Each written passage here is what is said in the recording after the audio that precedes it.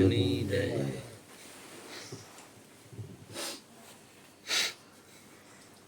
સદગુરુની કૃપાથી આપણે વાતો કરી. ગુરુ મહારાજ જે બોલાવે એ.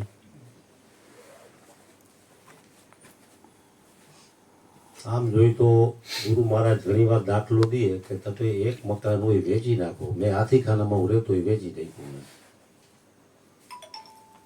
તો અત્યારે તમે ત્યાં જઈને પૂછો ગોરધનભાઈ ક્યાં, તો અહીંયા કોઈ જવાબ ન દે, કારણ કે વેચી નાખ્યું. અત્યારે હું જ્યાં રહેતો ત્યાં હું મળું તમને. એવી જ રીતે આપણે જે તન મન ધન સદગુરુને આપ્યા, તો જેને આપ્યા હોય એ રહેતો હોય કે આપણે રહેતા હોય. એટલે મોટામાં મોટું વાહિદામાં સાંભેલું આવડવા જાય છે.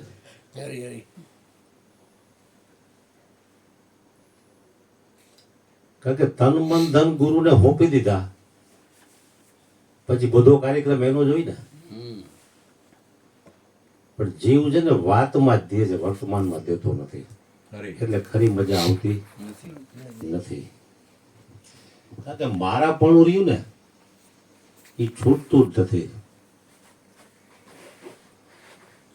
तुम्हारी जो लड़की है वो जमाइयों की डिपॉजिट है, तुम्हारा जो लड़का है वो बहुओं की डिपॉजिट है, और तुम्हारा जो शरीर है वो शमशान की डिपॉजिट है. तू आत्मा परमात्मा का है, उसी को पाले और अभी से मुक्त हो जा. જે રીતે હોડીભાઈ બેઠા છે અને 1 લાખ 1.5 લાખનું સોનું હોય તોલું, તો આપણે 1.5 લાખ લઈને 1 તોલું સોનું લઈ આવીએ એટલે એ તિજોરીમાં પૈસા નાખી દે ખાનામાં. આપણે 1 તોલાનો ચેન ડોકમાં પહેરીને આવતા રહી. પછી આ બેઠો બેઠો ચિંતન નથી કરતો ગોરધનભાઈ ચેન લઈ ગયા એનું શું કરતા હશે. તિજોરીમાં રાખ્યો કે ડોકમાં પહેર્યો કે હાથમાં પહેર્યો, શું કર્યું કે ભંગવી રાખ્યો. અને હું પછી એ ચિંતન નથી કરતો કે 1.5 લાખનું શું કરે છે.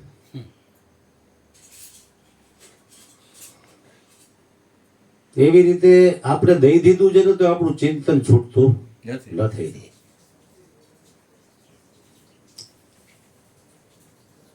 पर के चिंतन से असत जड़ और दुख पैदा होता है, और स्व के चिंतन से सत चित और आनंद प्रकट होता है.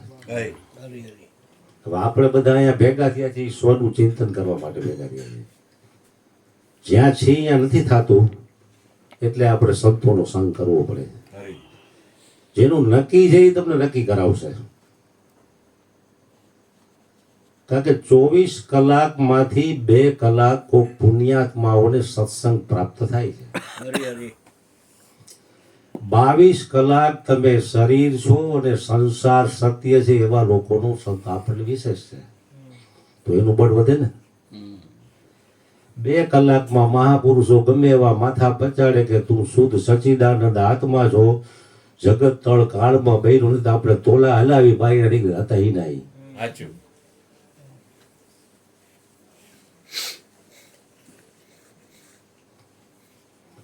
લાવ હથેળી શ્યામ લખી દઉં, લાવ હથેળી શ્યામ લખી દઉં, હૈયે હરિવર નામ લખી દઉં, હૈયે હરિવર નામ લખી દઉં.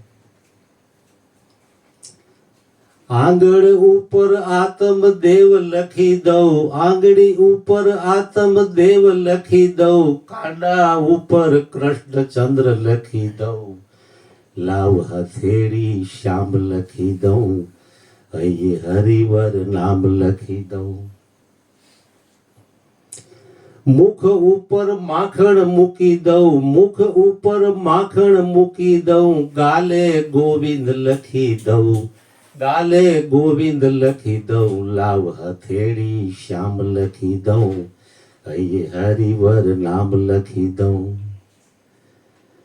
પાપણ ઉપર પરમાત્મા લખી દઉં, પાપણ ઉપર પરમાત્મા લખી દઉં, કીકીમાં કૃષ્ણચંદ્ર લખી દઉં, કીકીમાં કૃષ્ણચંદ્ર લખી દઉં, લાવ હથેળી શ્યામ લખી દઉં, લાવ હથેળી શ્યામ લખી દઉં, હૈયે હરિવર નામ લખી દઉં. મસ્તક ઉપર સદગુરુ લખી દઉં, મસ્તક ઉપર સદગુરુ લખી દઉં, લાવ હથેળી શ્યામ લખી દઉં, એ હરિવર નામ લખી દઉં. એટલે પરમાત્મા છે ને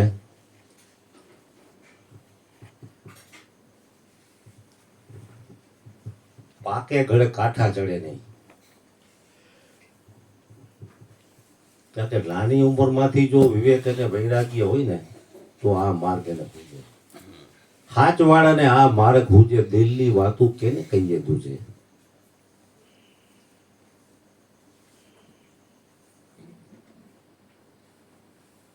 કારણ કે બચપનમાંથી વિવેક અને વૈરાગી આવવું ને એ તો અનંત જન્મોની કમાઈ હોય તો જ આવે, નહીં તો ન આવે.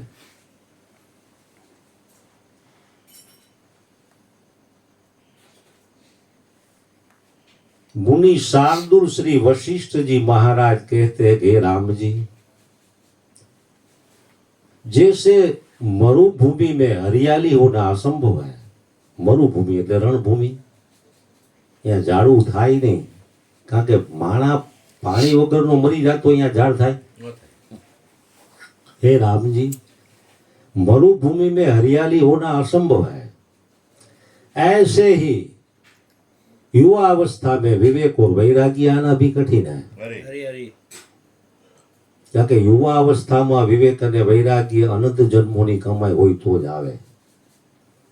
નહીં તો 80 વર્ષના ગંજીપણા લઈને બેઠા હોય, ચોપાટું લઈને બેઠા હોય. ગામડામાં જાવ ને તો ચોરે આલિયા માલિયાની વાતો કરતા હોય તેને પોતાનું શ્રેય બુજતું નથી. તો આપણી ઉપર થોડી ઘણી સદગુરુની કૃપા કહેવાય કે આપણે આટલા આ માર્ગે હાલી છે. એમ હાલે એને ગામ આવે.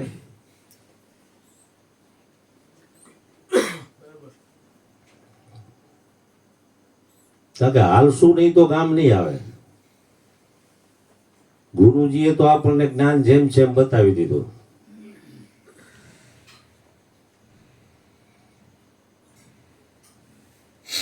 પરમાત્મા પ્રાપ્તિ થવી કઠિન નથી. કઠિન છે ભીતરની આસક્તિઓને છોડવી. મુખ્યમંત્રી બની ગયો હોય તો 5 વર્ષ પછી બીજો આવી ગયો હોય તો ઓલો મરે ને ત્યાં સુધી એને માજી મુખ્યમંત્રી તમારે કહેવું પડે. એટલે ખોટું લાગે. પદ તો 5 વર્ષમાં વીવું ગયો પણ માજી છે ને એ હૃદયમાં કોતરાઈ ગયું. ખોટું કેવું કોતરાઈ ગયું? તો ગુરુએ તમને જે શુદ્ધ સચ્ચિદાનંદ નું જ્ઞાન આપ્યું છે એ કાં હૃદયમાં કોતરાતું નથી. કારણ કે ખોટાનો પ્રભાવ વિશેષ હોય. પરમાત્મા પ્રાપ્તિ કઠિનમાં કઠિન કામ પણ પરમાત્મા પ્રાપ્તિ છે. અને હાવ સહેલામાં સહેલું કામ હોય તો પરમાત્મા પ્રાપ્તિ છે. લ્યો, જેવી રીતે આપણે તાજમહેલ જોવો હોય તો દિલ્હી જવું પડે કે નહીં? તો અહીંથી શરીર હારવું જોઈએ, ટિકિટના પૈસા જોઈ, સમય જોઈ, ત્યાં આપણે જઈએ છીએ ને. પણ પરમાત્મા હરેક જગ્યાએ હોય તો એમાં શું ક્યાં તમારે જવાનું? પરમાત્મા રજે રજ અને કણે કણમાં વ્યાપક છે. તમારે ક્યાં જવાનું જોઈએ? એટલે હેલામાં હેલું છે. પણ આ જીવને કોણ જાણે શું છે કે નથી ને એનું ચિંતન થાય છે. 32 માંથી એક દાંત ન હોય ને એટલે વારે વારે જીભ ન્યા જાય એક દાંત નથી. તો કાકા 31 છે એનો આનંદ માણ ને. 31 છે એનું સુખ નથી અને નથી એનું દુઃખ છે. મનનો સહજ સ્વભાવ છે કે જે પરમાત્માએ સૌના પ્રારબ્ધ અનુસાર જે કઈ આપ્યું છે એમાં સુખ, સંતોષ અને આનંદ નથી એનું ચિંતન કરીને દુઃખ ઊભું કરવું એ મનનો સ્વભાવ છે.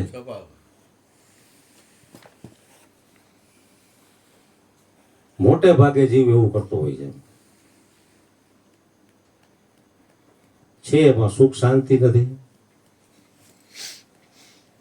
એક ભાઈ 5-6 ફૂટનો હેવી બોડી વાળો,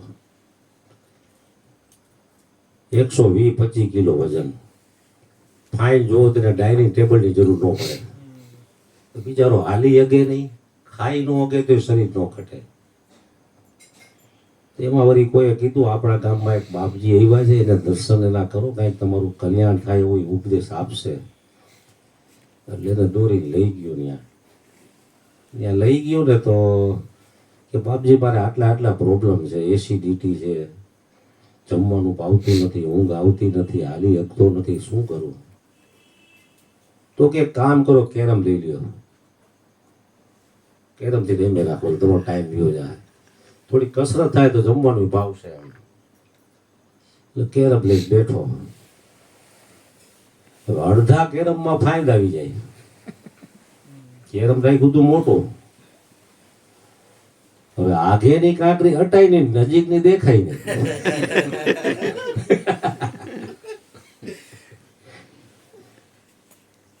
કારણ કે ઓલી છેટી કાંકરી હોય હાથ પાછા એના ટૂંકા, એટલે આમ આમ મારે તો જાય નહીં એમાં. અને નજીકમાં 4-5 પેઢી દેખાય નહીં. ગયો બાપજી પાસે પાછો કે બાપજી કેરમમાં મારે ભેળ નથી પડતો. કે તો કે શું થયું? તો કે આવી રીતે આમ થયું. તો કે કાકા હું તને એ જ કહેવા માંગુ છું, તારી પાસે જે છે એમાં સુખ શાંતિ ને આનંદ માણ લે. નથી એનું ચિંતન કરી તું દુઃખ ઉકામે ઊભું કરે હાથે કરીને. એટલે એ બાપજીએ કેરમ દ્વારા એને જ્ઞાન આપી દીધું. એટલે મોટે ભાગે જીવાત્મા છે ને આજ ભૂલ કરે છે. જે નથી એનું ચિંતન ઊભું કરવું, અને જે છે એમાં સુખ નથી. અને પાત્ર વગર આ વસ્તુ ઠેરાય એમ પણ નથી. ઉપદેશી ભેગા 2-3 જણા સત્સંગમાં 1-2 વાર આવે ને એમ કે બાપુ મારે ઉપદેશ લેવો છે, તો એને ઉપદેશ આપી દો તો એને જ્ઞાન પચશે નહીં. અષ્ટાવક્ર ગીતામાં રાજા જનકને કેટલું બધું પ્રારંભિક સ્ટેજનું જ્ઞાન હતું. એમ અહીંયા અવારનવાર ઉપદેશ થાય છે, તો હજી લગીમાં એકેય શિષ્ય એમ નથી કીધું કે મને મારું નિજ સ્વરૂપનું જ્ઞાન આપો. બીજા ભેગા હોય ને એમ કે હું ગુરુને વાંકો વળી નહીં કે મને મારા નિજ સ્વરૂપનું જ્ઞાન આપો, ત્યારે ઓલો જણ વાંકો વરે હવે જ્ઞાન થાય ને ન થાય. રાજા જનકને એટલી બધી તીવ્ર લોહ હતી તો એને સ્વપ્નમાં ભિખારી બની ગયા એવું સ્વપ્ન આવ્યું. જાયગા ત્યારે રાજા ધીરાજ જનકનો જાય હો. એને સારું એમ થયું કે સપનું આ માણતો તો તઈ તો મને ખબર નહોતી કે હું રાજા જનક છું. અને જાગૃત અવસ્થામાં આવ્યો તો મને હું ભિખારી હતો એ મને યાદ છે, તો હું આ સાચું બોલું સાચું કે આ મારા પ્રશ્નનો જવાબ આપશે ને હું એને મારો ગુરુ બનાવીશ અને બહુ બાઈક વિના આપીશ.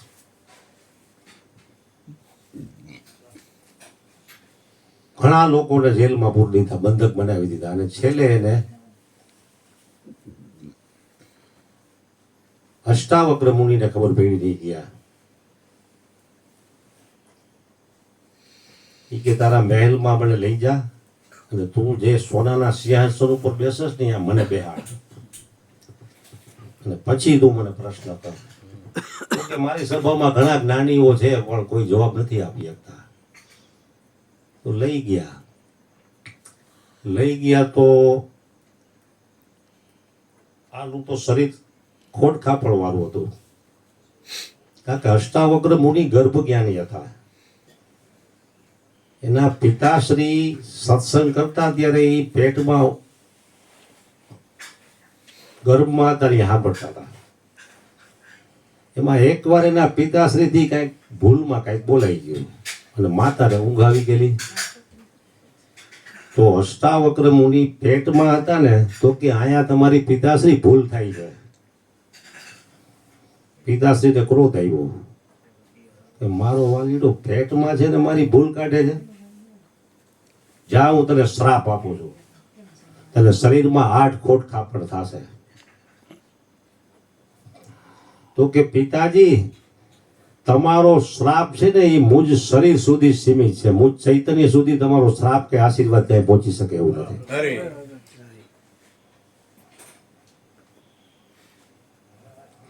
તમારો જે શ્રાપ રહ્યો ને એ મારા શરીરમાં આઠ ખોટખા પણ કરશે, પણ મુજ ચૈતન્ય સુધી તમારા શ્રાપની કોઈ પહોંચ નથી. આવું તો એને ગર્ભમાં હતા ત્યાંથી જ્ઞાન હતું. રાજા જનક અષ્ટાવક્ર મુનિને કાલી કાયા, ઠીંગણા કદ, શરીરમાં આઠ ખોડખા પણ છતાં પણ વિશાળ કાયા અને વિશાળ રાજ્યના ધણી એવા રાજા જનક અષ્ટાવક્ર મુનિના ચરણોમાં સાષ્ટાંગ દંડવત પ્રણામ કરે.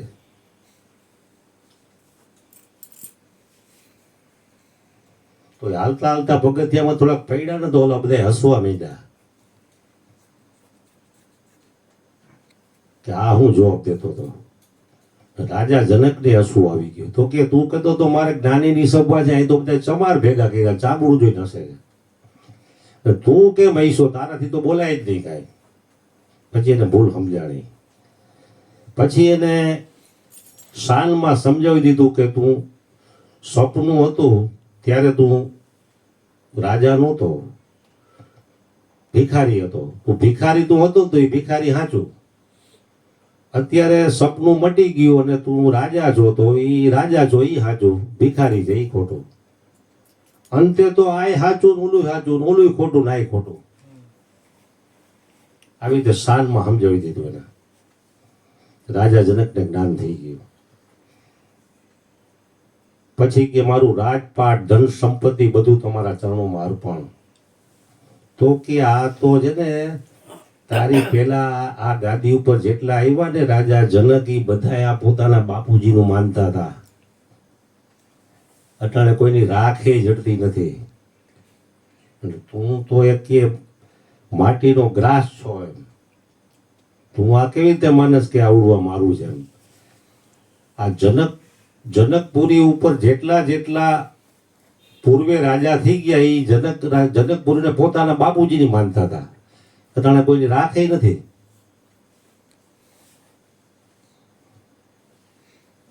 તો કે રાજપાટ તું આપ એ ગુરુની દક્ષિણા નથી. એટલું જ નહીં જનક, તારા રાજ્યમાં જે કીડી મંકોડા છે એ એમ માને છે કે જનકપુરી અમારી છે. પછી એને ખ્યાલ આવ્યો કે તન મન ધન છે ને એ સદગુરુના ચરણોમાં અર્પણ કરવા પડે મારે. તે અર્પણ કર્યા પછી તરત જ કસોટી આવી. એક બ્રાહ્મણ આવ્યો, મારી દીકરીના લગ્ન છે, મને કઈક મદદ કરો. તો ઘણી ખુશામત કરી દો. રાજા જનક બિલકુલ મૌન. પછી ખુશામત કરવાની હદ આવી ગઈ તો રાજા જનક કઈ બોલ્યા નહીં ને એટલે ટોપરા જેવી ગાયરું ચોપડવા માંડ્યા. અરુણ બાપુ ને એવી ગાયરું નથી આવડતી.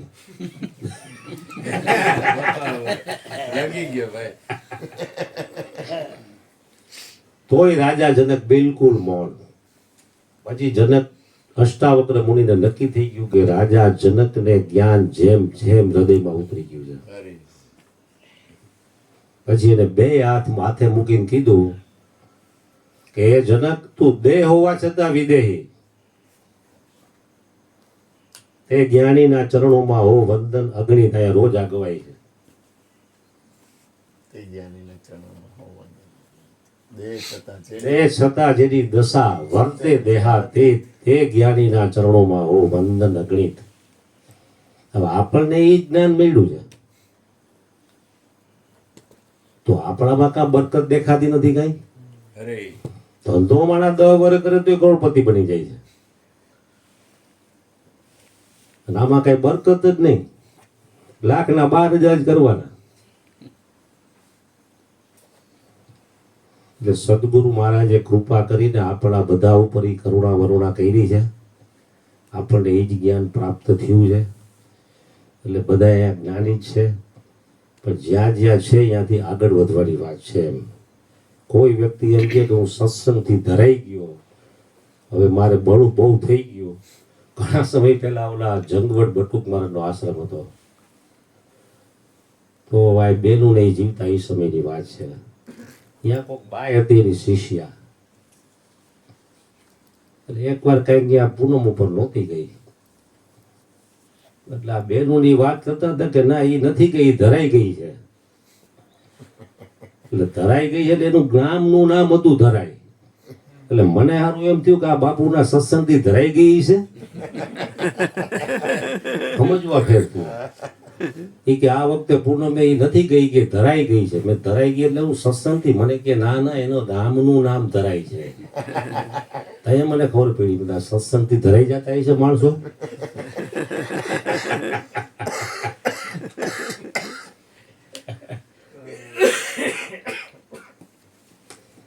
એટલે જે વસ્તુ હરેક જગ્યાએ વ્યાપક છે એમાં કોઈ પુરુષાર્થ નથી. અને જે વસ્તુ આપણને કોઈક હથેળીમાં ચાંદ બતાવે એ જોવાની કામના કરો એટલે એમાં તમારું પતન જ થશે. એમ ભીખા મહારાજે પ્રેમ ઉપર સારી વાત કરી. પ્રભુ પ્રેમ સિવાય, પરમાત્મા રસના સૌંદર્ય સિવાય જગતનું સૌંદર્ય ભયાનક છે. આ ભયાનક સૌંદર્યમાં તો કઈક જન્મારા વીતી ગયા. ઈશ્વર પ્રાપ્તિની કામના સિવાય બાકી બધી કામનાઓ આ જીવાત્માને બાંધનારી કામના છે. હે દેવ, તને પામવાની અમારી કામના તીવ્ર થાવ. મારું મન તારામાં પાગલ થાય. 5 વર્ષના ધ્રુવના હૃદયમાં તારી પ્રેમા ભક્તિ પાંગરી હતી. 8 વર્ષનો ગૌરાંગ તારી પ્રેમા ભક્તિમાં તલ્લીન થઈ શકે છે. અમે 25-50 વર્ષના થયા છતાં તારા સત્ય સ્વરૂપની લગણી નથી લાગતી. હે દેવ, અમારું હૃદય તો સાચું છે પણ ખોટી ઈચ્છાઓ, ખોટી વાસનાઓ અને ખોટી શેખ ચલીની કલ્પનાઓએ અમારું હૃદય મલિન કરી દીધું છે. નાથ, અમે અમારે ભાગે આવતું કરીએ તો તારે ભાગે આવતું કરવામાં તો તું પાછળ પાછળ દોડે છે. અમારા હૃદયમાં તારા સિવાય બીજા કોઈની સત્યત્વની મહોર ન લાગે. એક તું જ સત્ય છે, તું જ આનંદ સ્વરૂપ છે, તું જ જ્ઞાન સ્વરૂપ છે, તું જ સુખ સ્વરૂપ છે. તારું નામ પાવનથી પણ પાવન છે. તારું નામ મંગલથી પણ અધિક માંગલ્યકારી છે. તારું ધ્યાન સર્વ પાતકોને હરનારું છે. તારા ધ્યાનથી અમારા લક્ષણો વિલક્ષણો પ્રગટવા લાગે છે. તારા ધ્યાનથી અમારું તન તંદુરસ્ત થાય છે. તારા ધ્યાનથી અમારું મન પ્રસન્ન થાય છે.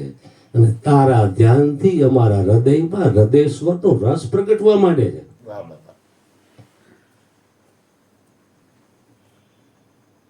કારણ કે ભજન સત્સંગથી એકો એકના હૃદયમાં હૃદયસ્વરનો રસ પ્રગટ થાય છે એટલે સુખ શાંતિ મળે છે. અત્યારે કોની પાસે ટાઈમ છે? परमात्मा तो इजी है लेकिन हम बिजी है, हमारे पास टाइम नहीं है. પૈસા કમાવો કેવો ટાઈમ છે? હું ફૂલ રતનીઓ જોઈ છે લ્યો, ગણતી જ નથી થતી. આ તો તમને બધાને ખાસ વીઆઈપી પાસ દઈને આમંત્રિત કર્યા એટલે આટલા જણા આવ્યા. તમારી ઉપર કરુણા વરુણા કરી બદલ તમારા બધાનો આભાર બાપજી. નકર આ બે હોય ને ભૂપેન્દ્રભાઈ વિડીયો ઉતારતા હોય. 45 વર્ષથી હું કોઈ રતનીઓ. આ તો તમને વીવીઆઈપી પાસ દીધા અને આમંત્રિત કર્યા, તમે બધા આવ્યા તો તમે અમારા બાપના બાપ. આવી અમારી ઉપર કરુણા વરુણા કરતા રહેજો એવી અમે સદગુરુ મહારાજને હૃદયથી પ્રાર્થના કરી.